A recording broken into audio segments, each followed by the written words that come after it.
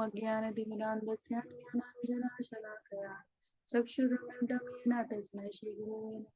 श्रीचैतन्यमनोभीष्टं स्थापितं येन भूतले स्वयं रूपः कदा मह्यं ददाति स्वपदं वन्देऽहं श्रीगुरुं श्रीयुतपदकमलं श्रीगुरून् वैष्णवांश्च श्रीरूपं साग्रजातं सगणा रघुनाथं तं सजीवं साद्वैतं सावधूतं परिजनसहितं कृष्णचैतन्यदेवं श्रीराधा कृष्णदादां सगणा ललिता श्रीविशाखान्तांश्च हे कृष्णा करुणा सिंधु दीनबंधु जगतपते गोपेशे गोपिका कांता राधिकांता नमोस्तुते तप्त कांचन गौरांगी श्री राधे वृंदावनेश्वरी नमोस्तुते देवी प्रणमामि हरिप्रिये वाञ्छाकल्पतरुभ्यश्च कृपा सिन्धुभ्येव च पतितानां पावनेभ्यो वैष्णवेभ्यो नमो नमः।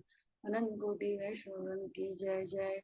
श्रील प्रभुपाद की ओम नमो भगवते वासुदेवाय।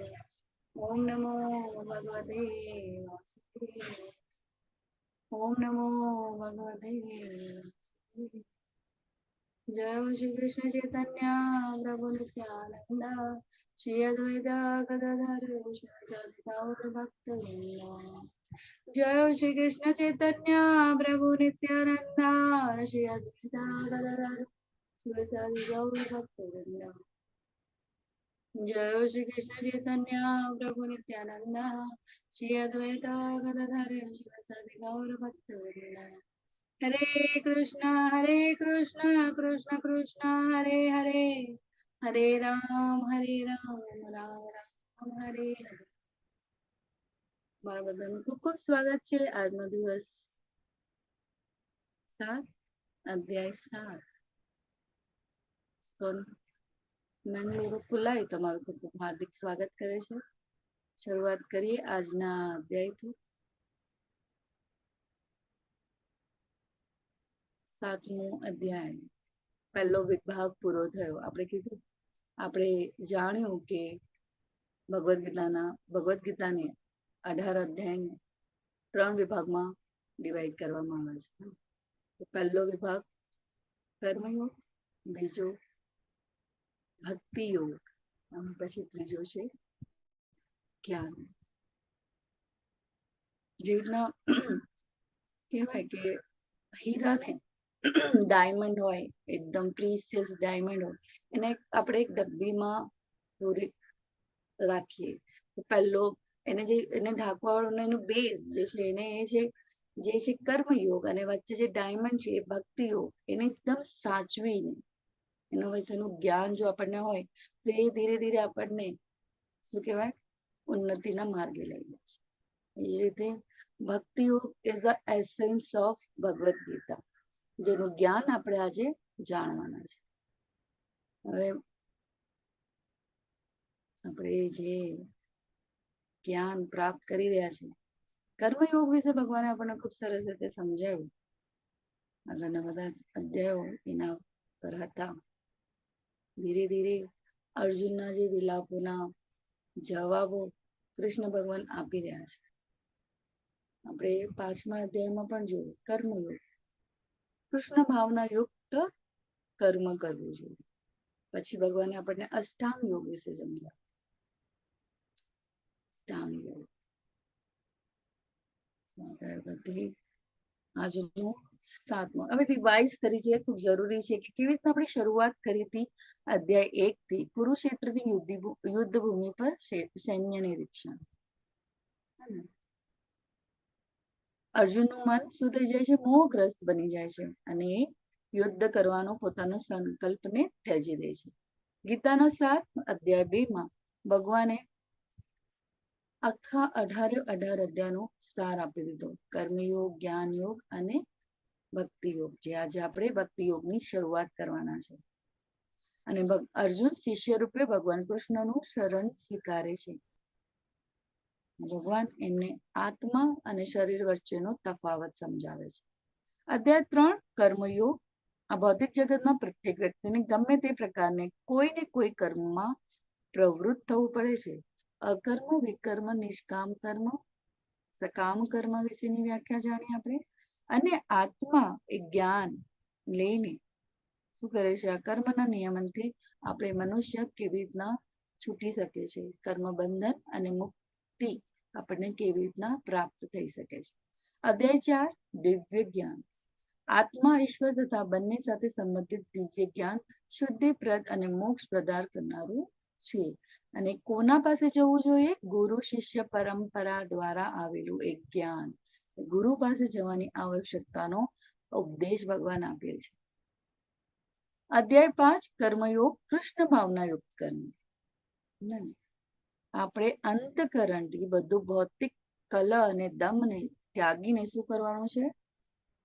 ફળનો પણ ત્યાગ કરવાનો છે. આપણે નિષ્કામ કર્મ કરતા રહેવાનું છે. આપણું જે કર્તવ્ય કર્મ છે એ કરતા રહીને આધ્યાત્મિક દ્રષ્ટિએ આપણે ઉન્નતિ થવાનું છે. અધ્યાય 6 ધ્યાન યોગ વિશે જાણ્યું કે અષ્ટાંગ યોગ મન તથા ઇન્દ્રિયોને નિયંત્રિત કરે છે અને ધ્યાનને પરમાત્મામાં કેન્દ્રિત કરે છે. આ વિધિની પૂર્ણતા સમાધિમાં થાય છે. સમાધિ. અને આપણે એ પણ જાણ્યું કે કળિયુગમાં આપણા માટે સરળ અને સહજ શું છે? હરિનામ સંકીર્તન, ભગવાન નામનું સ્મરણ. અને શીલા પ્રભુપાદે દરેક ભાવાર્થમાં શાસ્ત્રોના સંદર્ભો પણ આપણને આપ્યા કે આપણા મનમાં જ્યારે સવાલ ઉઠે કે આ ક્યાં લખેલું છે, આપણે એટલું જ્ઞાન તો પ્રાપ્ત છે ને, એટલે આપણે પૌરાણિક સ્ટડી નથી કરી, પુરાણોનું વેદો શાસ્ત્રોનું આપણે અધ્યયન નથી કર્યું, એના કારણે આપણને જ્ઞાન નથી. તો ભગવાને એ સમાપ્ત કરીને આપણે બધું જ ભગવદ્ ગીતામાં આપ્યું. ભગવદ્ ગીતા દ્વારા આપણા ગુરુ જે ગૌડી સંપ્રદાયમાં આવે છે, ગુરુ શિષ્ય પરંપરા દ્વારા આપણને આ ઘર બેઠા મળી રહ્યો છે. તો એનો આત્મસાત આપણે કરવો જોઈએ અને ભક્તિમાં આપણે આગળ કેવી રીતના વધવું જોઈએ. તો અધ્યાય 7 છે પરમેશ્વરનું જ્ઞાન. ભગવાન કૃષ્ણ સમસ્ત કારણોના કારણ પરમ સત્ય છે. મહાત્માઓ ભક્તિપૂર્વક તેમનું શરણ સ્વીકારે છે, પરંતુ અપવિત્ર મનુષ્ય પૂજાની અન્ય વસ્તુ પ્રત્યે તેમનું મન સંલગ્ન કરે છે. અપવિત્ર મનુષ્ય એટલે કે અજ્ઞાનતામાં હોવાના કારણે. અને આપણે એમ વિચારે અપવિત્ર મનુષ્ય એટલે કોણ, શું, પણ એ અજ્ઞાનતા જે આપણામાં છે એના કારણે આપણે ભગવાનને સમજી શકતા નથી. અને ભગવાન આપણે અને આપણે શોર્ટકટ વિચારે છે કે તરત ફળ મળે, સકામ કર્મમાં બંધાય અને કર્મ બંધનમાં આપણું આ આવન જવન ચાલુ હોય છે. એટલે આજે આપણે જાણીશું કે આપણે કેવી રીતના ભગવાન પર આપણું પૂર્ણ રીતે ધ્યાન કેન્દ્રિત કરીએ. સંપૂર્ણ સત્યનું જ્ઞાન, પૂર્ણ પુરુષોત્તમ વિશે. અધ્યાય 7 ની ઝાંખી કૃષ્ણ વિશેના જ્ઞાનનો મહિમા. ભગવાન કૃષ્ણ શક્તિઓનું જ્ઞાન, ભગવાન કૃષ્ણની શરણાગતિ, દેવી દેવતાની પૂજા અને અવ્યક્તવાદ, બ્રહ્મણાથી ભક્તિ સુધી. તો તમે 6 અધ્યાય સુધી પડાવમાં પૂર્ણ કરો તો તમારી આ બ્રહ્મણા જે આપણે હમણાં સુધીની આપણી કાલ્પનિક રીતે આપણે જે પૂજા કરતા હતા એ આપણે કેવી રીતના ભક્તિમાં રહીને કરી શકીએ, એડ ઓન કરી શકીએ, એના વિશેનું જ્ઞાન. શ્રી ભગવાન વાચ એટલે 6ઠ્ઠો અધ્યાય કન્ટિન્યુએશનમાં 7મા અધ્યાયમાં છે. તો ભગવદ્ ગીતાના 7મા અધ્યાયમાં કૃષ્ણ ભાવના મૃતની પ્રકૃતિનું વિસ્તૃત વર્ણન થયું છે. કૃષ્ણ સર્વ ઐશ્વર્યથી પૂર્ણ છે, 6 ઐશ્વર્ય, અને તેઓ આ ઐશ્વર્યને કેવી રીતના પ્રગટ કરે છે એનું વર્ણન અહીં થયું છે. બધું આ અધ્યાયમાં એ વિશે પણ વર્ણન થયું છે કે કયા 4 પ્રકારના ભાગ્યશાળી મનુષ્યો કૃષ્ણ પ્રતિ અનુરૂપ થાય છે અને કયા 4 પ્રકારના ભાગ્યહીન લોકો ક્યારે કૃષ્ણ પ્રતિ આકર્ષાતા નથી.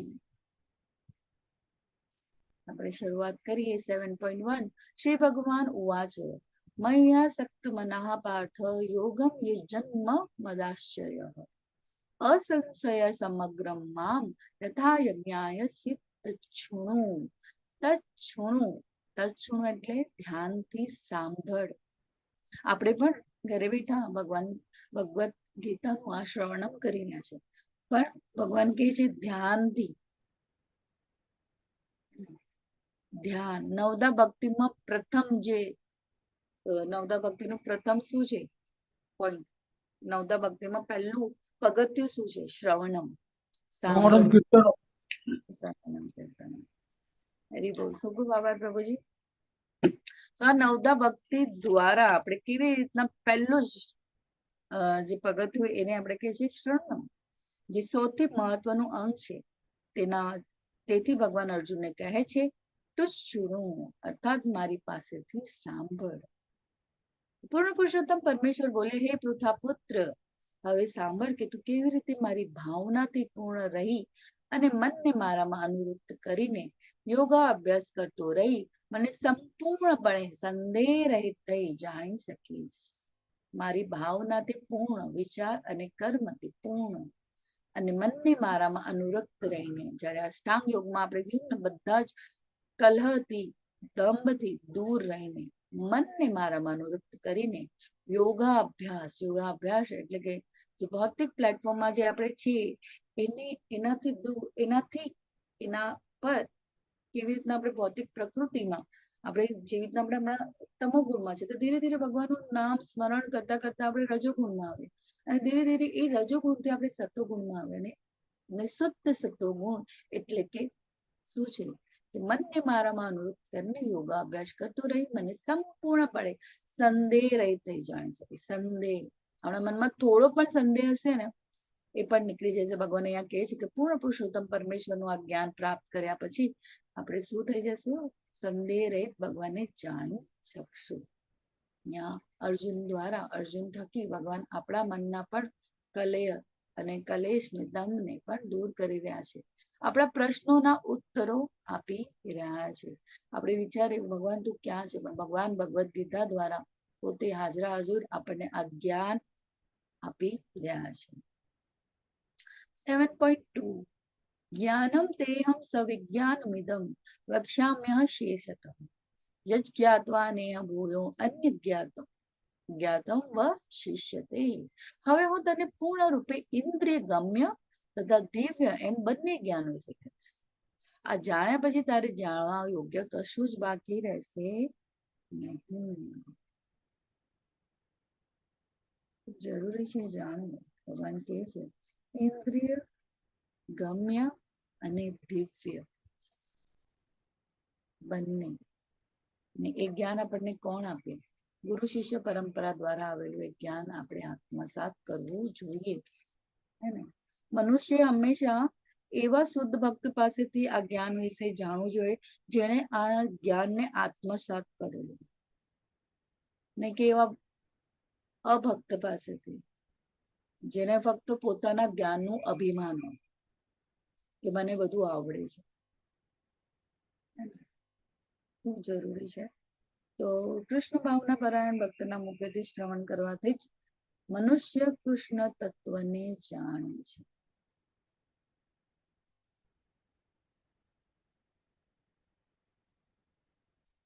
આગળ વધી, શા માટે ઘણા લોકો કૃષ્ણ ભાવનામૃત ધારણ કરી શકતા નથી? એનું કારણ આપણે આગળ જોઈએ. 7.3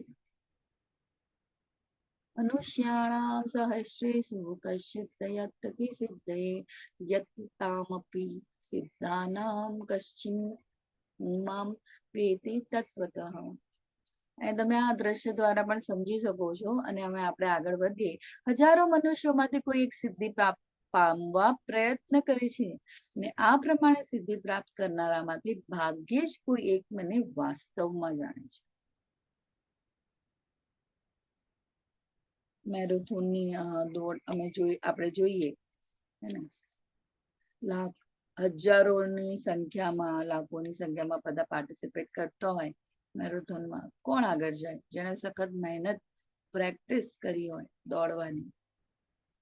અને એમાંથી પણ આપણે જોઈએ 500 માંથી 300 આગળ જાય, 300 માંથી વચ્ચે જ બધા 200 જાય, 200 થી 100, 100 માંથી 50, 50 માંથી 5 અને 5 માંથી પછી 1, 2, 3 એવી રીતના. તો આપણામાંથી જ આપણે વિચાર કરો કે આ બધી લિંક, આ બધા શેર આપણે બધાએ શેર કરી હોય બધી જગ્યાએ, આપણા સોશિયલ મીડિયામાં, આપણા હિઝ ડિવાઇન ગ્રેસ નમાનિષ્ઠા દાસ પ્રભુજી પણ એડવર્ટાઇઝમેન્ટ ને બધું કરતો હોય. એક ક્લિક અને રજીસ્ટર કર્યા પછી પણ ઘણા લોકો આમાં જોઈન નથી કરી શકતા. તો એ કોણ, કેવું લોક, આપણે એવા કેવા કર્મ કરે છે જેથી કરીને આપણે આ જ્ઞાન ઘર બેઠા મળી ગયું છે. કશું તો આપણે કર્યું હશે જેથી ભગવાનની કૃપા આપણા પર છે. તો જાણવું ખૂબ જરૂરી છે. અને ભાગ્યે જ કોઈ એક મને વાસ્તવમાં જાણે છે. તો કોણ? આવા હજારો મનુષ્યમાંથી કોઈ. તો આપણે જોઈએ કે ગુજરાતમાં કેટલા બધા એવા પાર્ટિસિપેન્ટ્સ છે, એવા લોકો, મનુષ્ય, આપણા જ પરિવારજનોમાંથી પણ જોઈએ કે 5 માંથી 1 જણ જે આ જ્ઞાન પ્રાપ્ત કર્યું છે. બધા જ છે, બધા જ પરિવારજનોના સદસ્યો છે, પણ એમાંથી કોઈ એક જ આ જ્ઞાનને પ્રાપ્ત કરી શકે છે. સાંભળવા સુધીનું છે, પણ સાંભળીને પછી એને એક્શન લેવા સુધીનું પણ એક પ્રોસેસ છે. એને સમજીને આગળ વધવું, ઇટ ઇઝ સો, કે ભગવાન કહે છે એ કૃપા, એ જે પ્રાપ્ત કરનારમાંથી ભાગ્યે જ કોઈ એક મને વાસ્તવમાં જાણી શકે છે. વેરી ઇમ્પોર્ટન્ટ કે આપણે આજે આ પ્લેટફોર્મમાં બેસીને જે જ્ઞાન પ્રાપ્ત કરી રહ્યા છે એ ભગવત કૃપા જ છે, જેથી કરીને આપણે જ્ઞાનને આત્મસાત કરીએ. તો મનુષ્યના એટલે હજારો મનુષ્યમાંથી આપણે એક જે છે તે સિદ્ધિ પામવા પ્રયત્ન કરે છે. સિદ્ધિ પામવા પ્રયત્ન જે કરે છે,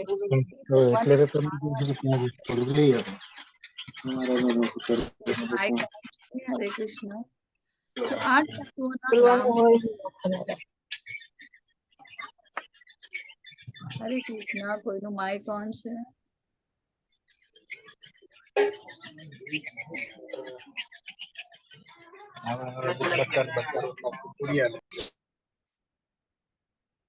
હરે કૃષ્ણ.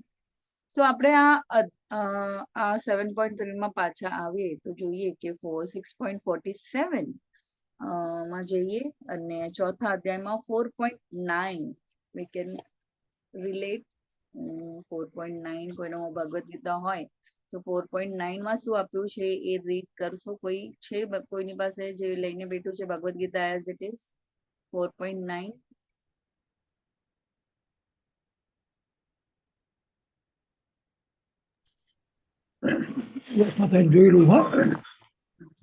અને 6.47 47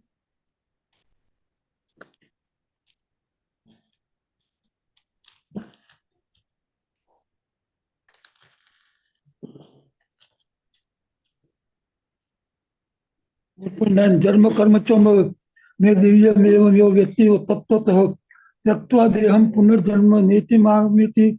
तो अर्जुन, हरि बोल. तो हे अर्जुन, हाँ,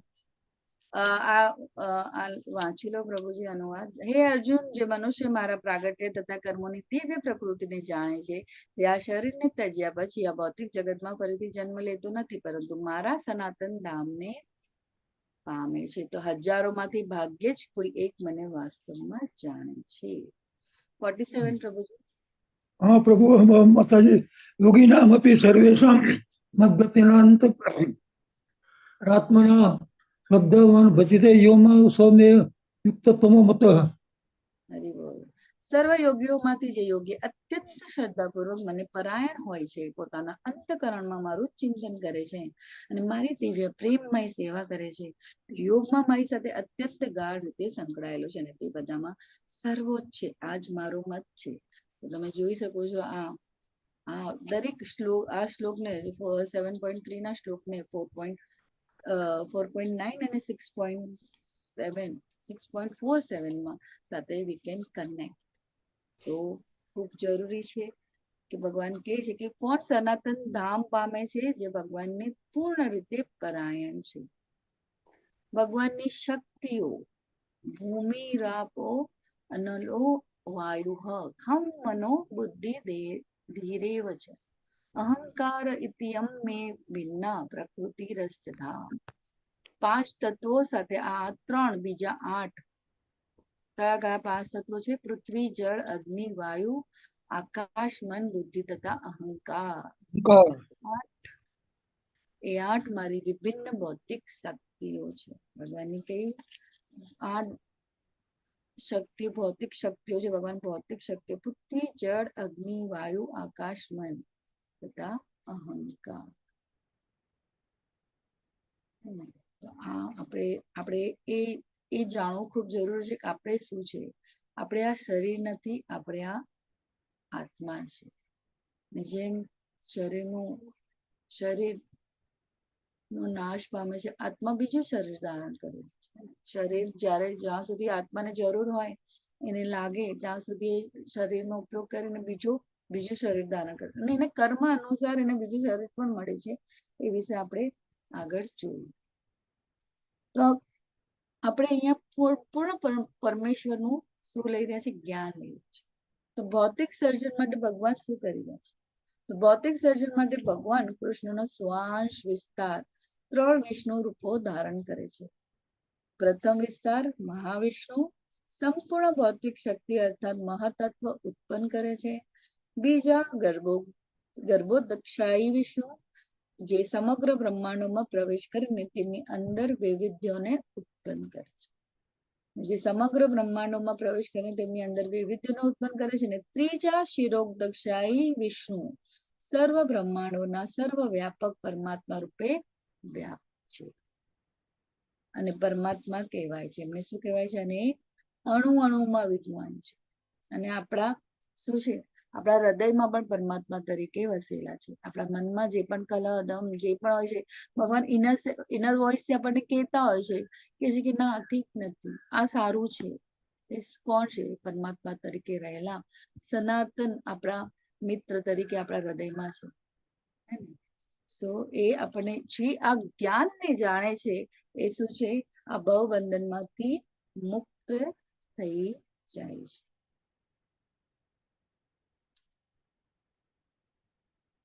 વળી હે મહાબાહુ અર્જુન, આ નિકૃષ્ટ શક્તિ ઉપરાંત મારી એક અન્ય ચડિયાતી પરાશક્તિ પણ છે, જે જીવોની બનેલી છે અને જે ભૌતિક પ્રકૃતિ સાથે સંઘર્ષ કર્યા કરે છે અને તેના સંસાધનોનો ઉપભોગ કરે છે.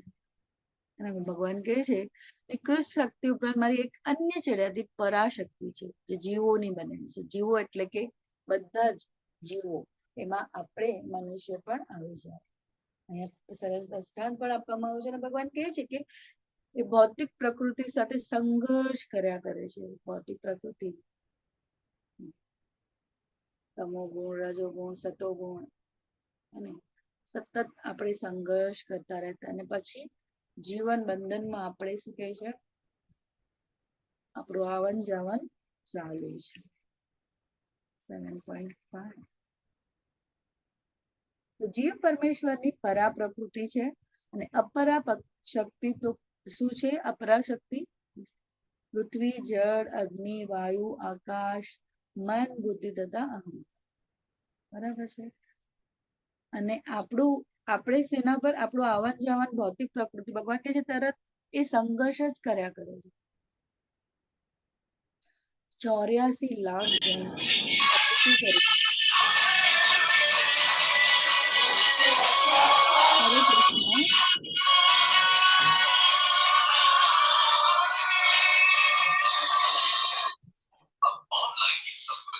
હરે કૃષ્ણ. કોઈ માઇક ઓન છે પ્લીઝ. ઓનલાઈન સેશનમાં બધાએ ધ્યાન આપવાનું છે કે પોતાનું માઇક ભૂલથી પણ અનમ્યુટ ના થઈ જાય. ખૂબ આભાર. તમે જો તમારું આટલું થોડું કોન્શિયસનેસ રાખતા હો તો ઇટ્સ વેરી ઇમ્પોર્ટન્ટ. તમારા સાથે સાથે અમારા જેવા જે ક્લાસ લેતા હોય અને જે સાંભળતા હોય એને ડિસ્ટર્બન્સ અચાનક આવે, સો પ્લીઝ ધ્યાન આપજો.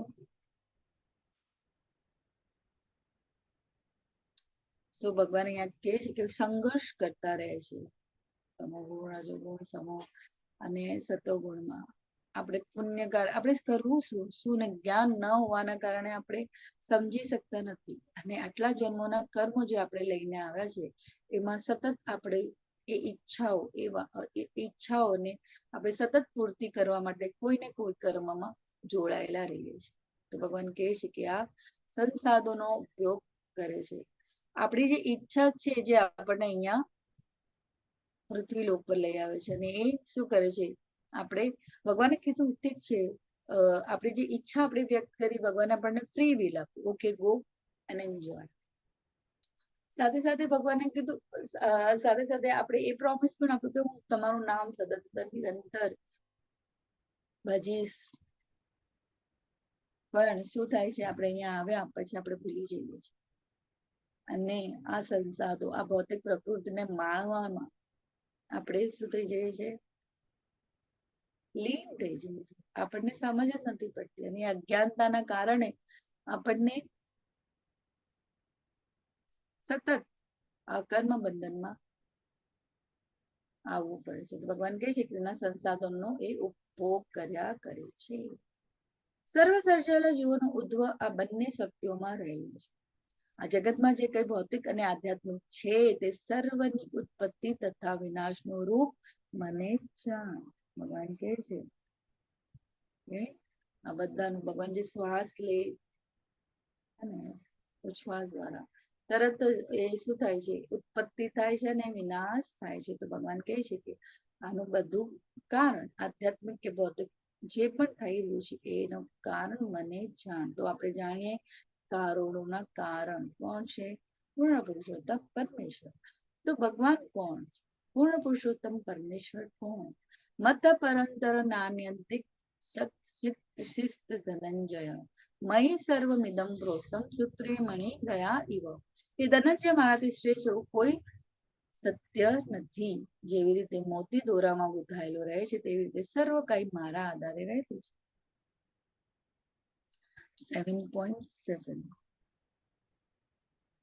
આપણે જોઈએ મારા આધારે રહેલું છે. ભગવાન કહે છે કે, અને અહીંયા ખૂબ સરસ આપણને એક્ઝામ્પલ પણ ભાવાર્થમાં આપવામાં આવ્યું છે પ્રભુપાદ દ્વારા.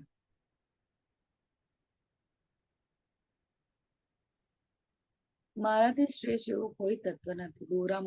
દોરામાં આવે આપણે જોઈએ કે મોતીની માળા આપણે જોતા હોય, મોતી કેટલા સુંદર ચમકતા હોય, પણ એને બાંધી રાખનારું જે એક ધાગો છે એ આપણને દેખાતું નથી. એવી રીતના જ સર્વ બ્રહ્માંડને ચલાવનાર, એની ઉત્પત્તિ અને વિનાશ નું કારણ ભગવાન પોતે કહી રહ્યા છે.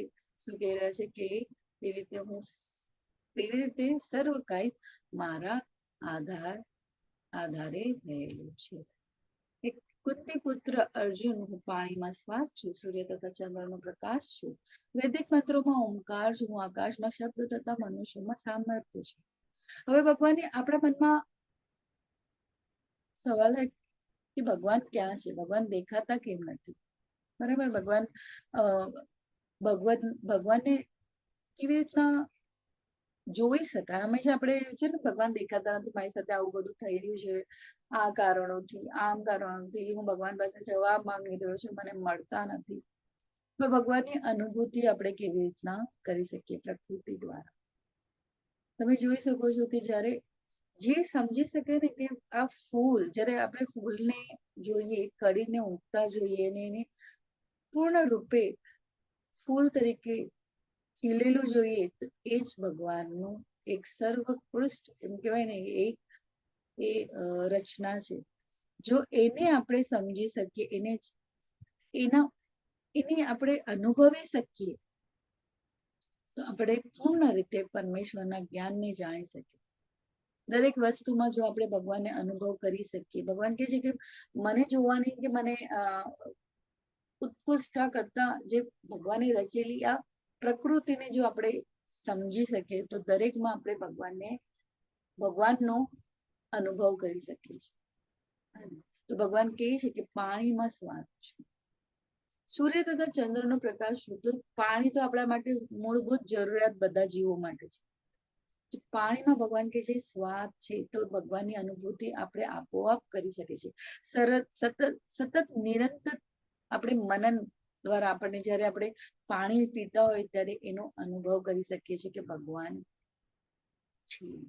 સૂર્ય તથા ચંદ્રનો પ્રકાશ બહાર જે સવાર સાંજ થતી હોય છે, રાત થતી હોય છે, ત્યારે સૂર્યને જ્યારે જોઈએ ત્યારે પણ ભગવાનનો આપણે અનુભવ કરી શકીએ છીએ.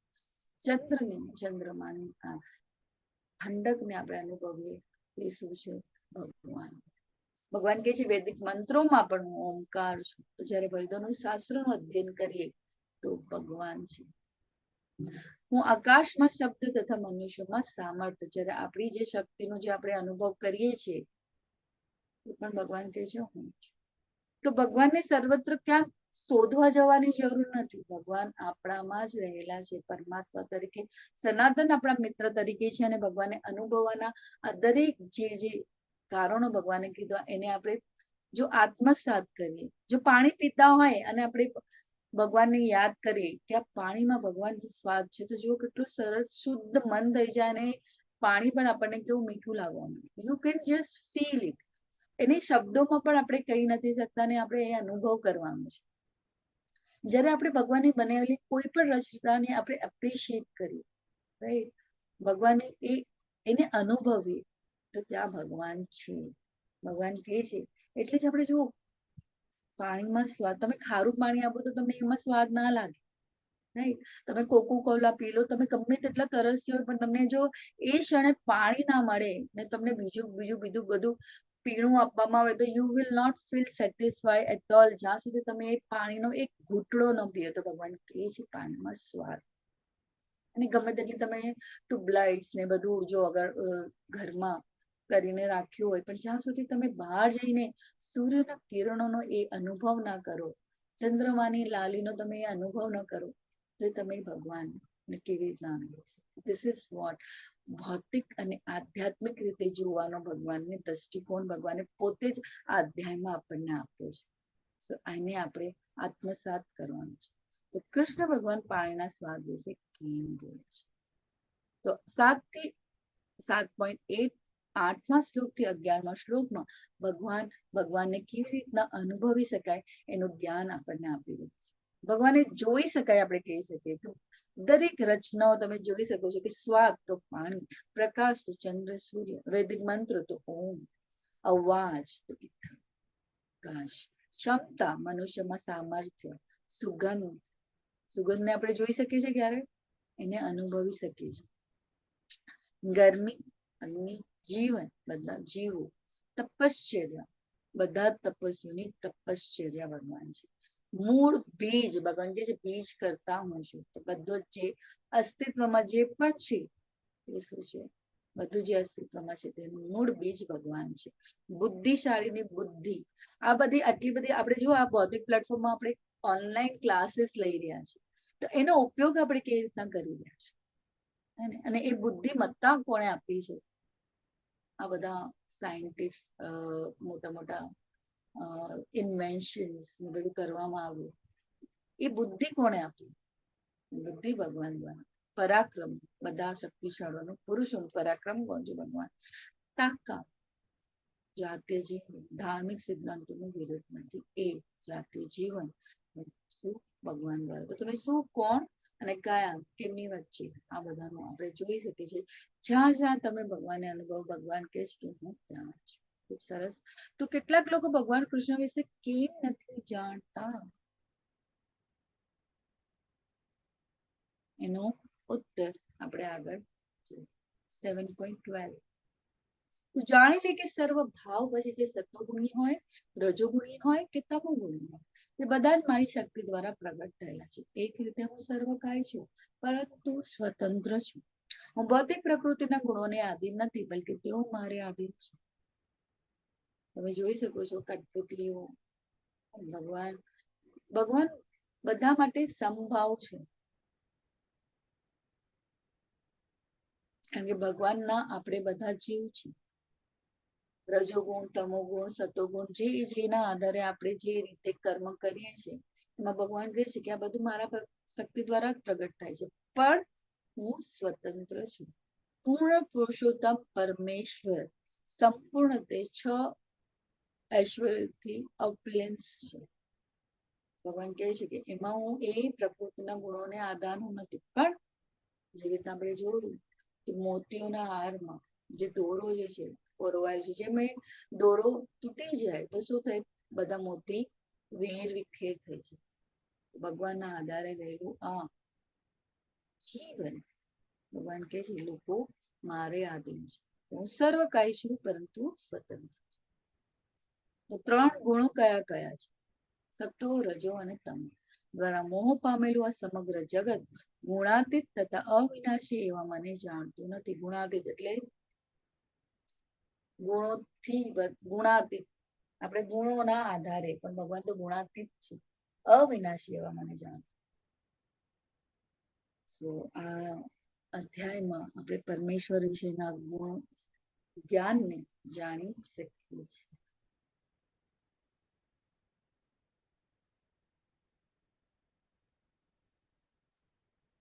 ખૂબ સરસ ભગવાન અહીંયા આપણને જે જ્ઞાન આપે છે એને આપણે આત્મસાત કરવું જોઈએ. ભગવાને એમ પણ કહ્યું ને કે હું બીજ કરતા છું. તો બીજમનો અર્થ શું છે? તો કૃષ્ણ સર્વના બીજ છે. ને ભૌતિક પ્રકૃતિના આધારમાં ચર અને અચર એ ફળીભૂત થાય છે આ જીવો. અને પછી એમાં આપણે બધા જ જીવો આવી જાય. સજીવ જીવો જે રીતના વૃક્ષ અને છોડ પણ આવી જાય જે અચર છે, જે ચાલી શકતા નથી. અને આ બધા જીવોનો સમાવેશ એમાં થયેલો છે 84 લાખ જીવોનો. સરસ, આપણે આગળ વધતા જ જઈએ. ધૂણી માયા જે આપણને કર્મ બંધનમાં બાંધે છે, જે ભગવાને કીધું કે 3 ગુણો સતો, રજો અને તમો. સતોગુણો આપણને સકામ કર્મમાં દોરે છે, પુણ્ય કામ કરે, પણ એ કર્મ આપણને બંધનમાં બાંધે છે. રજોગુણો પેશનેટ, તમોગુણો ઇગ્નોરન્સ, અજ્ઞાનતા. તો આ દ્વારા મોહ પામેલું આ સમગ્ર જગત ગુણાતીત તથા અવિનાશી એવા મને જાણતું નથી. તો વ્યક્તિ કેવી રીતે માયાની પકડમાંથી બહાર નીકળી શકે? તો ભૌતિક પ્રકૃતિના 3 ગુણોની બનેલી મારી આ દેવી માયાને જીતવી અત્યંત દુષ્કર છે. પરંતુ જો મને શરણાગત થઈ જાય છે તેઓ તેને સરળતાથી પાર કરી શકે છે. ખૂબ જ સરસ ભગવાન અહીંયા કહે છે મને શરણાગત થવું. અહીંયા અર્જુન પણ ભગવાનના શરણે જ છે. ભગવાનને કહે છે કે મને કૃપા કરીને મારા માટે કલ્યાણકારી હોય એવું પરમનન્ટ સોલ્યુશન આપો. ને પરમનન્ટ સોલ્યુશન ભગવાન આપણને ભગવદ ગીતા દ્વારા આપી રહ્યા છે. આપણે બદ્ધ જીવ છીએ અને બદ્ધ જીવ શું થાય છે? બદ્ધ જીવ નું જીવન કેવું હોય? ઈચ્છાઓથી ભરપૂર, જે બદ્ધ મારા પરિવારજનો, હું પોતે, અને એ કર્મ એવી ઈચ્છાઓથી એ સતત જીવન મૃત્યુના ચક્રમાં એ આવન જવાનું છે. કે ભગવાન કહે છે 3 ગુણોની બનેલી મારી આ દેવી માયાને જીતવી અત્યંત દુષ્કર છે. તમોગુણ, રજોગુણ અને સત્વગુણ. પરંતુ જ્યારે આપણે ભગવાનને આપણે કાલે કર્મ કૃષ્ણ ભાવના યુક્ત કર્મનું જ્ઞાન જાણ્યું, એમાં આપણે શું જોયું? કૃષ્ણ ભાવના યુક્ત કર્મ કરવું જોઈએ ફળની ઈચ્છા વગર. તો ભગવાન કે જેઓ મને શરણાગત થઈ જાય છે તેઓ તેને સરળતાથી પાર કરી જાય છે. જે મનુષ્ય તદ્દન મૂર્ખ છે, જેઓ મનુષ્ય અધમ છે, જેનું જ્ઞાન માયા વડે હરાઈ ગયું છે, અને જેઓ અસુરોની નાસ્તિક પ્રકૃતિ ધરાવનારા છે, એવા દૃષ્ટો મારું શરણ ગ્રહણ કરી શકતા નથી. ભગવાન એ છે કે એવા લોકો શરણ ગ્રહણ નહીં કરી શકતા જેઓ અસુરોની નાસ્તિક પ્રકૃતિ ધરાવે છે. હવે આપણને એમ થાય છે કે આ કળિયુગમાં અસુરો ક્યાંથી આવે? અસુરો એટલે કે જે જ્ઞાન પ્રાપ્ત કરીને ભગવાનની જે પ્રકૃતિ છે એને ગણતા નથી, શાસ્ત્રોમાં આવેલા જ્ઞાનને ગણતા નથી, અને એમ વિચારે છે કે હું મહાજ્ઞાની છું. જ્યારે સ્વ કેન્દ્રિત વિચાર આપણને ક્યાં દોરી જાય છે? આપણા પતનના માર્ગ. અને એ જ ભગવાન કહે છે એવા અધમ લોકો, નાસ્તિક લોકો એ મારા શરણ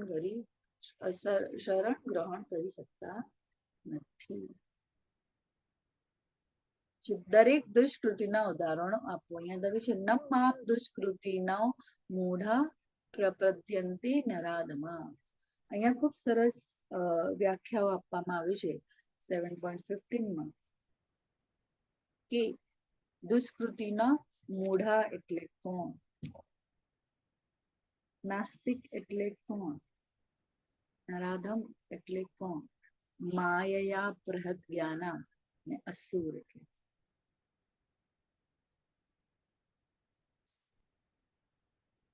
નાસ્તિક એવા લોકો જેણે ફ્યુચર જોઈને યોજનાઓ ઘડતા હોય કે આ મારે આવી રીતના કરવું જોઈએ. જે નાસ્તિક યોજના ઘડનારને અહીં દુષ્કૃતિત થયા છે, જેનો અર્થ દુષ્ટ જન થાય છે. એ લોકો અત્યંત બુદ્ધિશાળી પણ હોય છે, પણ જયારે જયારે એને એ યોગ્યતા પણ ધરાવતા હોય છે, પણ શેની ફક્ત ભૌતિક પ્લેટફોર્મમાં આપણે કેવી રીતના આગળ વધીએ એના વિશેનું જ એનું જ્ઞાન ત્યાં સુધી જ પૂરતું હોય છે. પોતાના જીવનના લક્ષ્ય વિશે એ જાણતો નથી. જેવી રીતના આપણે જોયું, દાખલા લઈએ તો હિરણ્યકશ્યપુ અને રાવણ, જે સ્વતઃ સતત એને આ પૂરું બ્રહ્માંડ ને શું કહેવાનું છે કે એમને એના અંડરમાં લેવું છે, ને એમનું શું થયું, કેવો નાશ થયો એ આપણે બધા જાણીએ છીએ. ભૌતિક એ પ્લેટફોર્મ પર કોણ કોણ આવે, જે વૈજ્ઞાનિકો છે, દાર્શનિકો છે, શાસકો છે, એવા રજો અને તમો ગુણના હેતુમાં આવતા નાસ્તિક શું કરતા હોય છે? એ લોકો નાસ્તિક યોજનાઓ જે શું છે ઘડતા હોય છે, અને એનું શું થાય છે? છેવટે એમનું પતન થાય છે. મૂળ એવા મનુષ્ય જેઓ સખત પરિશ્રમ કરનારા હોય છે, ભારવાહક પશુ સમાન તદ્દન નિરંતર કામ જ કરતા હોય છે. એ પોતાના જીવનનું લક્ષ્ય, મનુષ્ય દેહનું લક્ષ્ય જાણી શકતા નથી. એને બસ એવું એક મોનોટોનસ એક મિલમાં ચાલતી જે મશીન હોય એ પ્રમાણનું જેવું જીવન હોય છે. સતત મહેનત કરો, સતત અને ખાઓ પીવો, બસ બીજું કઈ એના જીવનનું કોઈ લક્ષ્ય હોતું નથી. બીજું છે નરાધમ, જે મનુષ્યમાં સૌથી નીચ કહેવાય છે. નરનો અર્થ છે મનુષ્ય અને અધમ એટલે સૌથી નીચ. એવા જે સંસ્કાર વિહીન કાર્ય કરવામાં જોડાયેલો હોય છે. માયા અપહૃત જ્ઞાન એટલે કે જેવા મનુષ્ય જે બહુશ્રુત જ્ઞાન માયાના પ્રભાવે શૂન્ય થયેલું છે. જે એવા લોકો જે જ્ઞાન એટલે કે મને ભગવદ ગીતા પૂરી આવડે છે, મને એનું જ્ઞાન છે, પણ એને અનુસરવા, એને અનુસરવા અને એને એક્શનમાં લેવા આઈ એમ નોટ ઇન્ટરેસ્ટેડ. હું જ્ઞાન લોકોને આપું છું, આવું કરવું જોઈએ, તેવું કરજો, પણ હું પોતે ફોલો નહીં કરું, તો દેટ ઇઝ માયા અપરાધ. અને આસુર ભાવમ એટલે કે આસુર સ્વભાવના, આસુરી સિદ્ધાંતો વાળા એ કેવા છે? પૂર્ણ પુરુષોત્તમ પરમેશ્વરનો દ્વેષ કરનારા, જેનું એકમાત્ર જીવનનું લક્ષ્ય એ છે કે ભગવાનની ઉપસ્થિતિનો અસ્વીકાર કરો,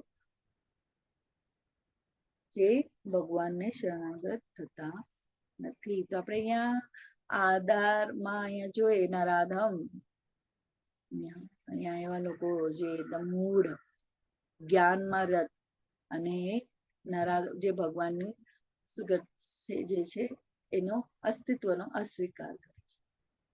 જગાઈ મગાઈનો આપણે દાખલો જોઈશું, આગળ વધીએ. સો ચતુર્વિદ્યા ભજંતે મામ જના સુકૃતિનો અર્જુન આર્તો જિજ્ઞાસુરાર્થી જ્ઞાની ચ ભરતશ્રવ. હે ભરત શ્રેષ્ઠ 4 પ્રકારના પુણ્યશાળી મનુષ્ય મારી ભક્તિમય સેવા કરે છે. દુઃખી અર્થાથી, જિજ્ઞાસુ અને જે પરમ સત્યના જ્ઞાનની શોધમાં છે તે. દુઃખી એટલે કે ભગવાનની યાદ કરે છે. દુઃખી ખૂબ સરસ. આપણે અહીંયા પણ આના વિશેની આપણે ઇન ડિટેલ ચર્ચા કરીશું કે દુઃખી કોણ. કેટલી વાર દુઃખી થનારા, ધનની આકાંક્ષા રાખનારા ને કેટલી વાર જિજ્ઞાસા રાખનારા, એ બધા શું છે? મનુષ્યો ભગવાનને જાણવાનો પ્રયત્ન કરે છે. એ જાણે છે ભગવાન છે, એટલે જ ભગવાનની પાસે જઈને ભગવાનને શરણે જાય છે. પણ શાના માટે જાય છે? થોડી ક્ષણ ગુગળ એની જે ઈચ્છા છે, જેની નીડ જરૂરિયાતો છે, એની પૂર્તિ કરવા.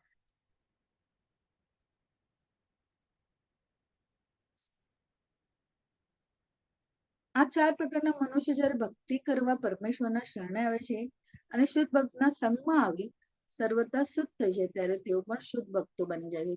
ખૂબ સરસ છે કે આ જે પાયાઓ છે, દુઃખી, અર્થાથી, જિજ્ઞાસુ, એ ભગવાનને જાણે છે, એને સમજે છે, એમની પાસે જાય છે, પણ પછી ધીરે ધીરે એવા સંગના કારણે એ સમજે છે કે આ ક્ષણ ભંગુર જે હું ક્ષણિક પ્રેય જે કે ને શ્રેય જે મારા માટે પરમનન્ટ સોલ્યુશન જે છે, એને જે શુદ્ધ ભક્તના સંગમાં આવીને સમજે છે કે મારા જીવનનું લક્ષ્ય શું છે, તે ધીરે ધીરે એ ઉન્નતિના માર્ગે જાય છે.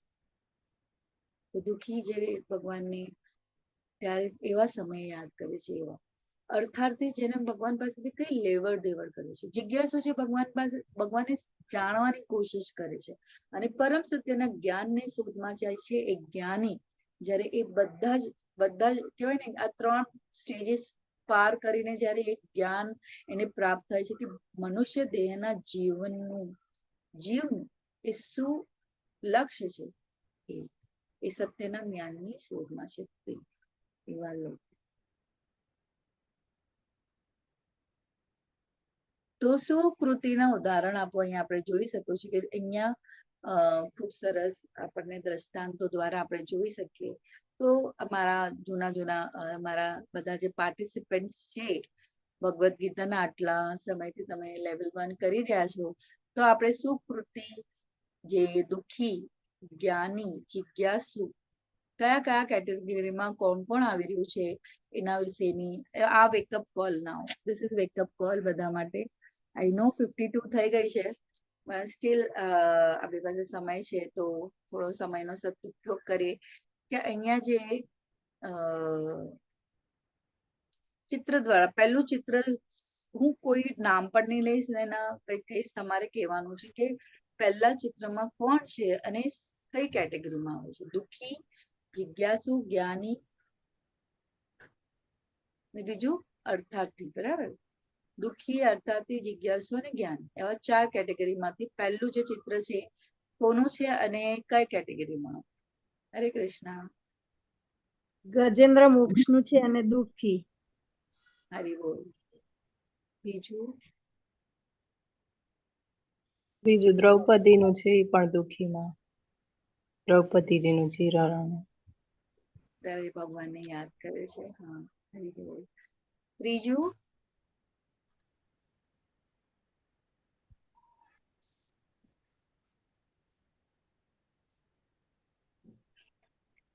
હરે કૃષ્ણ. દુઃખી. ત્રીજું પણ દેવકી માતા. દેવકી માતા. ના, સુખદેવ ગોસ્વામીનું વ્યાસ મુનિ. હા, શેમાં આવે પ્રભુજી? એ જિજ્ઞાસુમાં આવે માતાજી. એનું થોડું તમે એક્સપ્લેન કરી શકશો કે એટલે જયારે વ્યાસ મુનિ એમના પત્નીના ગર્ભમાં જ્યારે સુખદેવ ગોસ્વામી હતા, 16 વર્ષની ઉંમરથી છતાં એમને જન્મ લીધો નહોતો, કે એમને માયાનો ડર હતો. એટલે પછી એમને ભગવાન નારાયણ આવીને કહ્યું કે તને મારી માયા નહીં લાગે, તું બહાર આવ, મારી માતાને પીડા થાય છે. પછી ભગવાન સુખદેવ ગોસ્વામી જન્મ ધારણ કરીને તરત જ ઘરનો ત્યાગ કરીને બહાર નીકળી પડે છે. હરી બોલ. ખૂબ ખૂબ આભાર. તો 16 વર્ષ સુધી સુખદેવ સ્વામીજી પોતાના માતાના ગર્ભમાં હતા. કે છે કે ભગવાન જ્યારે ભગવાન પોતે કહે છે કે હું તારું આ માયાથી રક્ષણ કરીશ, ત્યારે જે જન્મ લે છે. અહીંયા તમે પરીક્ષિત મહારાજ અને હા, તો હું નહીં બોલું.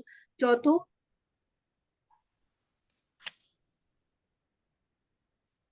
ચિત્ર ધ્રુવ મહારાજ ને નારાયણ. ધ્રુવ છે. હા, પહેલું, બીજું, ત્રીજું, ચોથું છે પરીક્ષિત મહારાજ અને સુખદેવ ગોસ્વામી છે. એક એમાં કઈ કેટેગરીમાં આવે?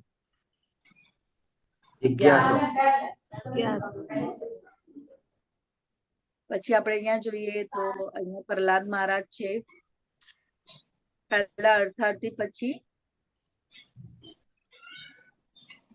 અર્થાર્થી એટલે કે એમને પોતાના પિતાનું રાજ્ય અને એના માટે એમણે 6 મહિના તપસ્યા કરી. પણ ધ્રુવ મહારાજ છે નથી, પ્રહલાદ ને ધ્રુવ મહારાજ. હા સોરી, હરે કૃષ્ણ. ધ્રુવ મહારાજ ધ્રુવ મહારાજ, સોરી સોરી, ધ્રુવ મહારાજ, સોરી, રેક્ટિફાઈડ, આઈ એમ એક્સેપ્ટ. પછી હનુમાનજી છે ભક્તિ. ના, હનુમાનજી નથી. સુગ્રીવ છે. સુગ્રીવ અને સુગ્રીવ વાલી. છે. હા, સુગ્રીવ. સુગ્રીવ હમ. છે. એ પણ શેમાં આવે? ભક્તિમાં. હા, ભક્તિ. દાસ્યવન. અર્થાથી અર્થાર્થીમાં આવે. કારણ કે એમને ભગવાન પાસેથી શું જોઈતું હતું કે એ પોતાના, મદદ જોઈતી હતી. હા. અને અહીંયા જે આપણે છેલ્લું ચિત્ર છે નૈમિષારણ્ય નું, જ્યાં લોકો ઋષિઓ 88,000 કૃતિઓ, 88,000 ઋષિઓ એ જ્ઞાનની શોધમાં, સત્યના જ્ઞાનની શોધમાં. ખૂબ ખૂબ આભાર બધાનો. આગળ વધો.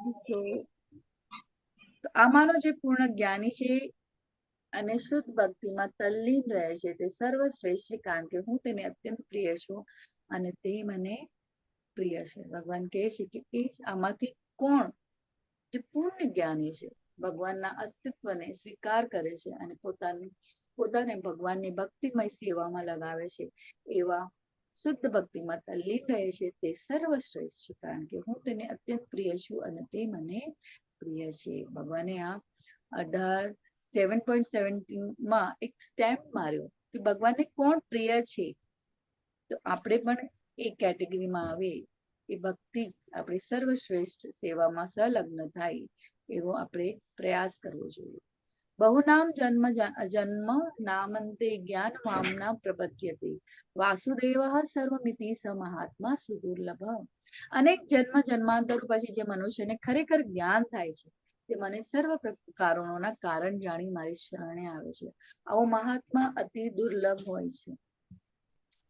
ભગવાન કહે છે ને, એટલું સરસ અહીંયા ભગવાન સમજાવી રહ્યા છે. આનું આપણે 7.10 પાછું જઈએ, જેમાં શું કીધું છે ભગવાને કે પોતા જાણી લે કે હું સર્વ જીવોનો આદિ બીજ છું, બુદ્ધિમાનોનું બુદ્ધિ છું અને સર્વ શક્તિશાળી પુરુષોનું તેજ છું.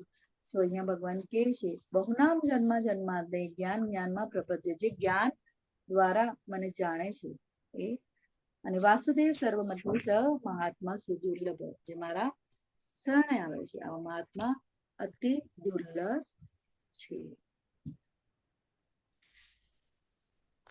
હવે આપણને કઈ રીતે ભગવાનની શરણે જવું જોઈએ. ભગવાને 4 સુકૃતિ અને દુષ્કૃતિ વિશે સમજાવ્યું. તો આપણે જે શોર્ટ ટર્મ કહેવાય ને, જે શોર્ટ ટર્મ ઇન્વેસ્ટમેન્ટનું તરત જ આપણને ફળ મળે, એમાં આપણે હંમેશા સંલગ્ન હતા. અને એના એ અજ્ઞાનતા, જે આપણને ખબર નથી કે આ શોર્ટ ટર્મ જે ફળ આપણને જે મળી રહ્યું છે, શોર્ટ ટર્મ જે પણ આપણને પ્રોફિટ મળી રહ્યું છે, જે આપણને શું કરે છે, કર્મ બંધનમાં આવે છે. પણ જયારે આપણને એનું જ્ઞાન થાય છે, ભગવાન કહે છે એવો જ્ઞાની જયારે એ જાણી લે છે, તો આપણે શાના માટે કર્મ કરવા માંડે છે? હવે લોંગ ટર્મ, કલ્યાણકારી, પરમનન્ટ સોલ્યુશન, જે આપણને ક્યાં લઈ જાય છે? ભગવત ધામ. તો મને પૂર્ણ રીતે નહીં જાણનારા બુદ્ધિ મનુષ્ય માને છે કે હું પૂર્ણ પુરુષોત્તમ પરમેશ્વર કૃષ્ણ પહેલા નિરાકાર હતો અને હવે મેં આ વ્યક્તિત્વ ધારણ કર્યું છે. તેમના અલ્પ જ્ઞાનને કારણે તેઓ મારી અવિનાશી અને સર્વોપરી પ્રકૃતિને જાણતા નથી. જેનું જ્ઞાન ફક્ત આપણે જે ટ્રેનનું એક્ઝામ્પલ જોયું હતું ને, બ્રહ્મ, પરમાત્મા ને ભગવાન, જે ફક્ત ઉપર છેલ્લી ભગવાનનો જે પ્રકાશ દેખાય છે એમાં જે સમજી જાય એને જ ભગવાન માની લે છે. પણ જે સદંતર થોડું આગળ જઈને પરમાત્માને સમજે છે અને એનાથી વધુ જે ભગવાનને ધ્યાન, ભગવાનને જ્ઞાન, જે જ્ઞાની જે જાણે છે કે ભગવાન પૂર્ણ પુરુષોત્તમ પરમેશ્વર ભગવાન કોણ છે, એ જ્ઞાનને જાણી લીધા પછી એ ભગવાનની એ ભક્તિમાં આગળ વધે છે. એ જ્ઞાનને પ્રાપ્ત કરવાથી એ ભગવત ધામની યાત્રા કરે છે. ખૂબ સરસ રીતે ભગવાન અહીંયા આ રીતે આપણને સમજાવી રહ્યા છે કે જે નહીં પૂર્ણ રીતે નહીં જાણનાર બુદ્ધિહીન મનુષ્યો માને છે કે હું પૂર્ણ પુરુષોત્તમ પરમેશ્વર કૃષ્ણ પહેલા નિરાકાર હતો અને હવે મેં આ વ્યક્તિત્વને ધારણ કર્યું છે. તેમના અલ્પ જ્ઞાનને કારણે તેઓ મારી અવિનાશી અને સર્વોપરી પ્રકૃતિને જાણતા નથી. મૂર્ખ તથા અલ્પ બુદ્ધિ વાળા માણસો સમક્ષ કદી પોતાને પ્રગટ કરતો નથી. જો ભગવાને આગળ આપણને કીધું કે એવા હજારોમાંથી એક જણ, અને દુષ્કૃતિ સુકૃતિ પણ કીધું કે કેવા લોકોને, જેને ભગવાને જાણવું હોય એવાની સમક્ષ ભગવાન પ્રગટ થાય છે. તેવા મૂર્ખ તથા અલ્પ બુદ્ધિ વાળા માણસો સમક્ષ કદી પોતાને પ્રગટ કરતો નથી. તેમના માટે હું મારી અતરંગ શક્તિ દ્વારા આવૃત રહું છું અને તેથી તેઓ જાણતા નથી કે હું અજન્મ તથા અવિનાશી છું. 7.25 ખૂબ જ સરસ. હું તમને બધાને કહીશ કે એકવાર જો તમને સમય મળે તો તમે જેમ જેમ આ પાઠ્યક્રમ જાય છે, રીતના 7મો અધ્યાય આજે કર્યું તો તમે પ્રી રીડિંગ કરીને આવો, તમારા માટે ખૂબ જ સરસ અને સરળ થઈ જાય.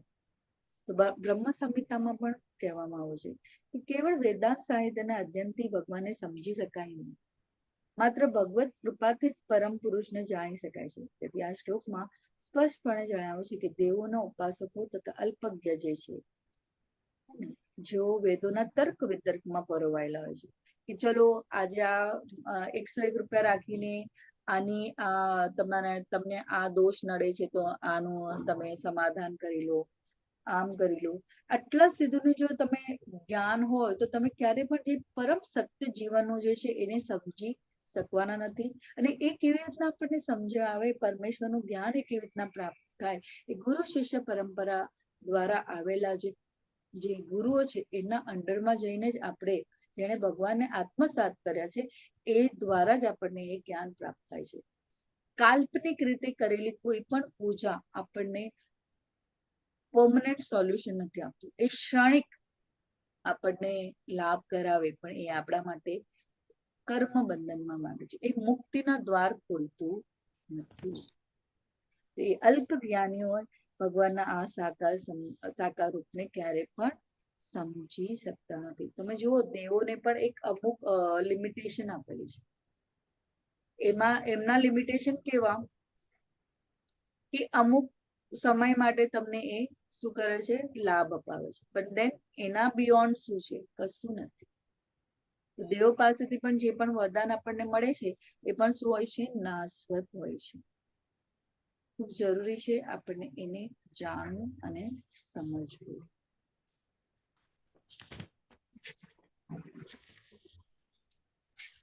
હે અર્જુન, પૂર્ણ પુરુષોત્તમ પરમેશ્વર તરીકે હું જે કઈ ભૂતકાળમાં થયેલું, જે વર્તમાનમાં થઈ રહ્યું છે અને હવે થવાનું છે તે બધું જ જાણું છું. હું સર્વ જીવોને જાણું છું, પરંતુ મને કોઈ જાણતું નથી. વેદાહમ સંપિતાની વર્તમાનાની ચાર્જુન ભવિષ્યાની ચ ભૂતાની મા તું વેદન કશ્ચન.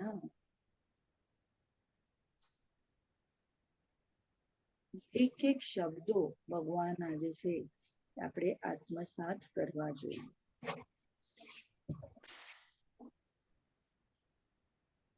2.12 4.5 માં જઈએ તો આને આપણે રિલેટ કરી શકીએ. 2.12 નો જે શ્લોક છે એને આની સાથે આપણે રિલેટ કરી શકીએ, અને 4.5 માં જે આપણે જ્ઞાન પ્રાપ્ત કર્યું એને પણ આપણે કરી શકીએ. કે અહીં સાકાર અને નિરાકાર વિશે ભગવાન આપણને સ્પષ્ટ રીતે સમજાવી રહ્યા છે. અને માયાવાદીઓ જે ભગવાનને શું માયા અપહૃત જે જ્ઞાન પ્રાપ્ત કર્યું છે પણ એને એ જ્ઞાનને કેવી રીતના આત્મસાત કરવું એની સમજણ નથી. આપણે જે રીતના શરીર બદલે છે, આપણને ગયા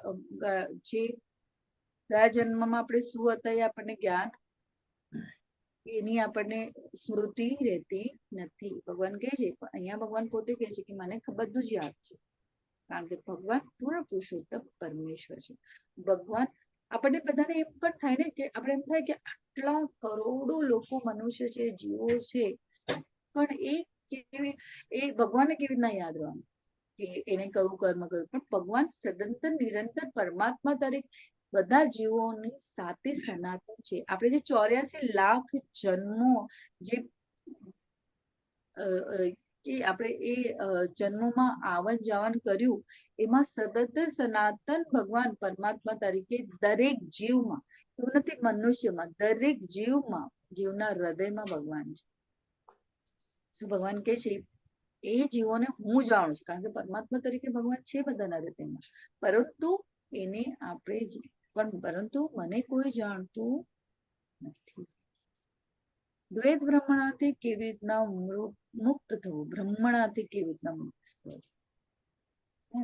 જે મનુષ્યોએ પૂર્વ જન્મમાં તથા જન્મમાં પુણ્ય કર્મો કર્યા છે અને જેમના પાપ કર્મો સમૂળ નષ્ટ થયા છે, તેઓ મોહના દ્વંદ્વોથી મુક્ત થઈ જાય છે અને મારી સેવામાં દ્રઢ નિશ્ચયપૂર્વક પરોવાઈ જાય છે. મોહ, આસક્તિ જે આપણને કર્મ બંધનમાં બાંધે છે, આ જ્ઞાન પ્રાપ્ત કરવા પછી, કૃષ્ણ ભાવના યુક્ત કર્મ કર્યા પછી આપણને શું કહે છે, આ બધા દ્વંદ્વોથી મુક્ત થઈ છે. સુખ દુઃખ આપણે કાલે જોયું ને, સુખ દુઃખ જે પણ જીવનમાં જે પણ બધી જે બી ઘટનાઓથી આપણે શું થાય છે, સમભાવ રહીએ છે. ને ફક્ત જે પણ થાય છે એ શું થાય છે, કૃષ્ણ લીલા અને એમની સદંતર સેવામાં આપણે કાર્યરત રહીએ છીએ. તો એ શું છે, મારી સેવામાં દ્રઢ નિશ્ચય. જો હાલી ડાલી જો કોઈ પણ વસ્તુ જે પણ કંઈ પણ કરે તો દ્રઢ નિશ્ચય હોવો જોઈએ, શ્રદ્ધા હોવી ખૂબ જરૂરી છે. અને જ્યારે એ દ્રઢ નિશ્ચયપૂર્વકમાં પરોવાઈ જાય છે, અહીંયા તમે ચકલીનું ઉદાહરણ જોડો, એના ઈંડા મેળવવા માટે શું કહે છે કે હું આ તારું પાણી એક એક ટીપું કે ને મારા ચોંચથી તારું સમુદ્રનું પાણી ખાલી કરી દઈશ. શેમાં દ્રઢ નિશ્ચયતા હતી એનામાં, કે ને એ દ્રઢ નિશ્ચયતા જોઈને ગરુડજી આવે છે અને એને મદદ કરે છે. તો કોઈ ને કોઈ આપણી જો દ્રઢ નિશ્ચયતા હોય ને, તો આપણા ગુરુ કૃષ્ણ ભગવાન પોતે જ આપણા માટે એ આપણને એ અનુભવ આપણને થાય છે. એ પોતે ક્યાંથી ને ક્યાંથી એને કેને પ્રકારે આપણા માટે એ આવીને આપણે દેખાતા નથી, પણ આપણે એને અનુભવ કરી શકીએ છીએ. તો ભગવાન કહે છે કે એના માટે હું શું છે, ઇઝ અવેલેબલ. અહીંયા અર્જુન માટે પણ ભગવાન પોતે સાક્ષાત ઉભા છે, એના મૂંઝવણોના ઉકેલ આપી રહ્યા છે. તો કે અહીંયા એ બધા જ દ્વંદ્વોથી મુક્ત થઈ જાય છે અને મારી સેવામાં દ્રઢ નિશ્ચયપૂર્વક પરોવાઈ જાય છે. જે મનુષ્ય મને પરમેશ્વરને મારી પૂર્ણ ચેતનામાં રહીને મને જગતનો, દેવોનો તથા યજ્ઞની સર્વ પ્રવૃત્તિઓનો નિયામક જાણે છે, તેઓ પોતાના મૃત્યુ સમય પણ મને ભગવાન તરીકે જાણી તથા સમજી શકે છે. ખૂબ સરળ અને સહજ શબ્દોમાં ભગવાન કહે છે કે મનુષ્ય મને પરમેશ્વરને મારી પૂર્ણ ચેતનામાં કોન્શિયસ વેરી ઇમ્પોર્ટન્ટ ભાવનાયુક્ત, કૃષ્ણ ભાવનાયુક્તમાં મને જગતનો, દેવોનો તથા યજ્ઞની સર્વ પદ્ધતિનો નિયામક જાણે છે. નિયંત્રક, કાલે આપણે 20 ફોર્મ્યુલા છે, નિયંત્રણ, કંટ્રોલર, નિયંત્રણ એટલે કંટ્રોલર, ભોગતા, એન્જોયર અને મિત્ર તરીકે જે જાણે છે, તે મૃત્યુ સમયે પણ મને ભગવાન તરીકે જાણી તથા સમજી શકે છે. તો આ અધ્યાયનો સારાંશ છે કૃષ્ણ વિશે જ્ઞાનનો મહિમા, ભગવાન કૃષ્ણ શક્તિઓનું જ્ઞાન, ભગવાન કૃષ્ણની શરણાગતિ, દેવી દેવતાની પૂજા અને વ્યક્તિવાદ, બ્રહ્મણાથી ભક્તિ તરફ. દેવી દેવતાની પૂજામાં આપણે જોયું કે આપણને ક્ષણિક લાભ મળે છે અને પછી આપણે પરમનન્ટ સોલ્યુશન નથી મળતું. તો એ વ્યક્તિવાદ વિશે, જે માયાવાદી વિચારે છે એના વિશે, બ્રહ્મણાથી જે બ્રહ્મણા આપણામાં હતી કે ખાલી ફક્ત આપણે જતા આવતા મંદિર દેખાય તો દૂરથી જ પગે લાગે કે મારી પાસે. જ્યારે આપણે ભગવાન કહે છે કે ભગવાનના આપણી સેવામાં સંલગ્ન થાય, દરેક કાર્યમાં આપણે જયારે ભગવાનની ભક્તિને એડ ઓન કૃષ્ણ ભાવના યુક્ત કર્મ એડ કરી દઈએ, તો એ ભગવાન કહે છે એવા લોકો મારી સેવામાં, મારી સનાતન સેવામાં રહીને મારા સનાતન ધામને પામે છે. તો મારાથી કોઈ પણ ત્રુટિ રહી ગઈ હોય, હું આ અધ્યાયને હમણાં પૂર્ણાવતી કરું છું, અને મારાથી કોઈ પણ ત્રુટિ રહી ગઈ હોય તો વાંછા કલ્પતરુભ્યશ્ચ કૃપા સિંધુભ્યૈવ ચ સિંધુભ્યૈવ ચ પતિતાનાં પાવનેભ્યો વૈષ્ણવેભ્યો નમો નમઃ. અનંત કોટી વૈષ્ણવ કી જય. અને તમારો આ અમૂલ્ય સમય મારી સાથે તમે ભગવત નામનું સ્મરણ કરવામાં આપ્યો એનો ખૂબ ખૂબ આભાર. આપણે એક માળા કરી લઈએ અને માળા કરીને પછી છૂટા પડીએ. કોઈને બધા જ આપણા પાર્ટિસિપન્ટો જે પહેલે જોડાયેલા છે, અગર જો પ્રશ્નો હોય તો પૂછી શકો છો, કોઈ મનમાં મૂંઝવણ હોય તો પૂછી શકો છો. હું જો એ લાયક હોઉં તો જરૂર એનો જવાબ આપવાનો પ્રયત્ન કરીશ. હરે કૃષ્ણ, ખૂબ ખૂબ આભાર. આપણે માળા કરીએ.